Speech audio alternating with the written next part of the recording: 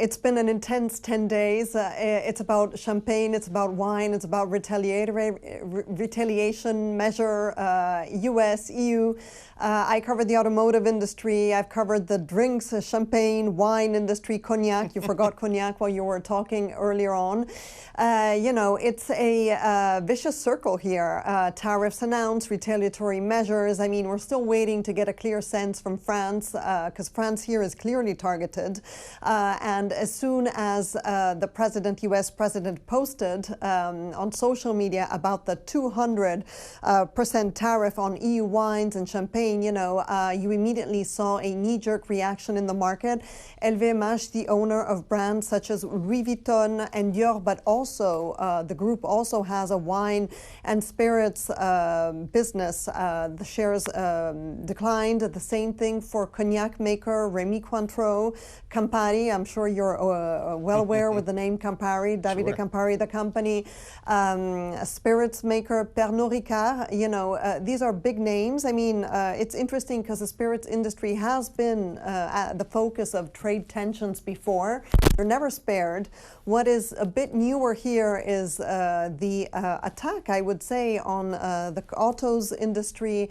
The healthcare industry is wondering what's going to happen to them. It's quite intense, and retailers as well, of course, also wondering what the implications will be.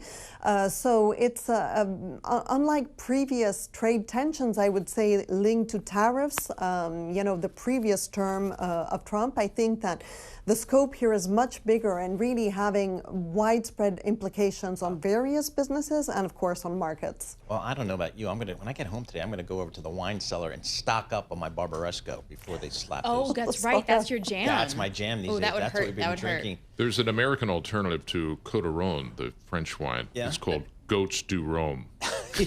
I'm not making that up. I don't think that's actually awesome. Albertina, I know you're based in our Paris bureau. I'd love to get your sense of kind of how people on the street are thinking about this. For example, in Canada, people are up in arms about this. You see it all across social media. This has gotten personal. How are the folks in Europe thinking about this brewing trade war here? Look, I would say that in terms of the drinks, it's a bit early days to know what's happening on the street, but I can tell you that we've been tracking the automobile industry very closely. And it's not only linked to tariffs, but I'm sure that you've seen the same in the US, in California in particular. There's a lot of angst towards Tesla cars. Tesla, sales and registrations have gone down in Europe, in Paris and France as well. And there's been attacks on Tesla cars, actually, put on fire or destroyed Tesla cars. So there are implications. I don't know if we will see larger impacts against U.S. products. I think it's a bit early for that.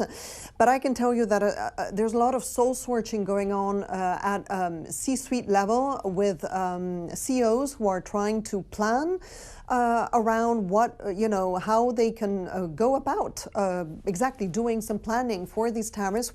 How long will these tariffs last? And will they really be applied or not? Because I think that the main sense, but maybe among the public as well, was that during Trump 1, there was a lot of talk, but not a lot of action. And I think that even before Trump took office, there was a sense that it was just a negotiating strategy to, call for tariffs and threaten tariffs and then not apply them. I mean, 2 nights ago, we saw here in Europe the metal and aluminum tariffs taking effect. So it's not only talk this time around. And I think this still needs to sink in. And of course, then there's the observation of how are markets reacting, and will this hold back Trump a bit and his administration? But I think that there's more question marks than answers today.